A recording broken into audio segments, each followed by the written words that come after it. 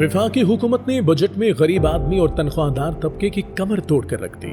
Budget 2024-25 में जहां हर फर्द पर टैक्सों की भरमार की गई, वहां नेशनल असेंबली और सेनेट के बजट में 30% का इजाफा किया गया है। पीएम हाउस जहां एक बंदा रहता है, इसका बजट भी इंक्रीज किया गया है। इस बजट में गवर्नमेंट के खर्चात कम नहीं हुए। पाकिस्तान में सरकारी मुलाजमीन जो कुछ देर पहले हुकूमत की जानिब से तनख्वाहों में 25% तक के इजाफे को एक बेहतरीन सरप्राइज करार दे रहे थे, टैक्सेस में इस इजाफे के बाद ये सोच रहे हैं कि तनख्वाहों में सारा इजाफा तो टैक्स में इजाफे से तकरीबन खत्म ही हो गया। सरकारी मुलाजमीन की तनख्वाहों में इस बजट में 52% इजाफे की तजवीज दी गई है। यानी अगर किसी शख्स की तनख्वाह में 11,000 का इजाफा होना है तो टैक्स में इजाफे के बाद ये सिर्फ 1,500 रुपए रह जाएगा। अपनी तरफ से हुकूमत ने हातम ताई की कब्र पर लात मारी कि तनख्वाह में ये इजाफा कर दिया, लेकिन जो असल में इजाफा किया है वो ना होने के बराबर है।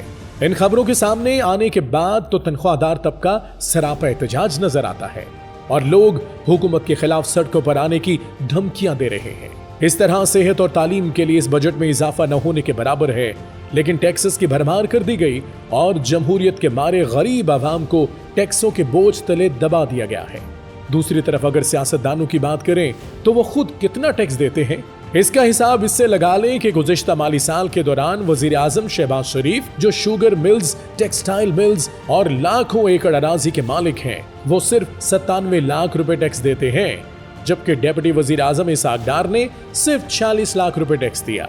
इस तरह हुकूमती सदर पाकिस्तान आसिफ अली जरदारी, जो पिछले 16 सालों से सिंध पे हुकूमत कर रहे हैं, उन्होंने सिर्फ 28 लाख रुपए टैक्स दिया।